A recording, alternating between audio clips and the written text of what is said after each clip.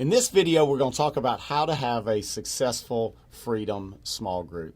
You know, here at Church of the Highlands, we focus a lot on relationships, and they're so important. And so we train our leaders that relationships win the day, that no matter what the format is, we have to focus on developing healthy relationships. And that gives God space to work. And so as we go through this, I'm going to give you a little bit of a format or a formula that we recommend, but just please know that every group's going to look a little different based on the leader, the group members, the type, the location. All of that plays in to what a small group will look like.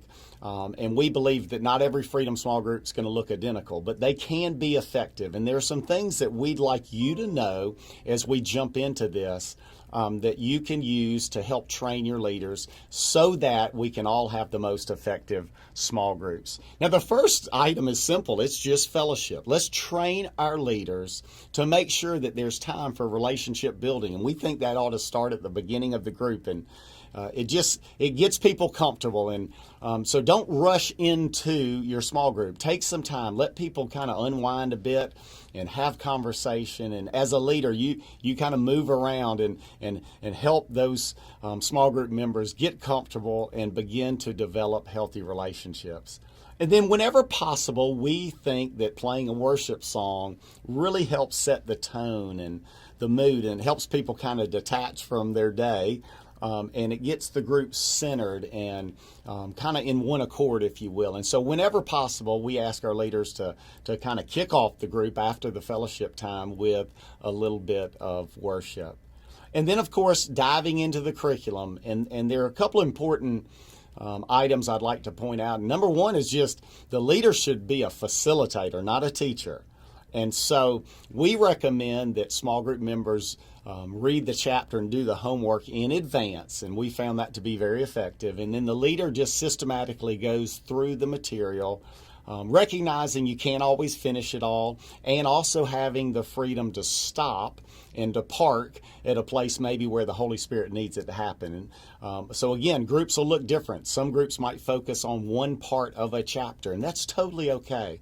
But as a leader, it's important that we facilitate, that we don't teach, that we ask a lot of questions, that we're okay with a little bit of silence. And our best leaders, we found, literally will help walk people through the chapter, and they'll help them experience what God's doing in their lives. And they'll ask enough questions and facilitate discussions so that people can almost self-discover and the Holy Spirit can do His work.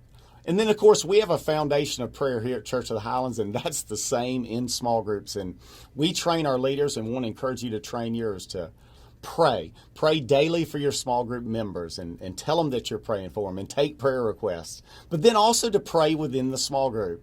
And so it's always going to look a little bit different because people are different, have different comfort levels in prayer. But encourage your leaders to pray over the small group and maybe even have a little bit of individual prayer whenever possible. And that'll help prepare the participants for the conference. But prayer is an important part. Encourage leaders. Tell them to communicate to their small group members the importance of prayer and to pray daily for them. So in summary, kind of the foundation of freedom is so important. Getting this foundation of groups and recognizing that relationships win the day. And we tell our leaders all the time, it's not about more knowledge. It's about developing healthy relationships so that people can get comfortable so God can do His best work. And then it's taking this format that we've suggested and putting it into practice within your groups and helping your leaders feel the freedom to use this, but also to let their giftings come out and to let their personality bleed through in everything that they do. If they'll do that, if they'll focus on relationships and then use this format, I am positive that they're going to have a good experience.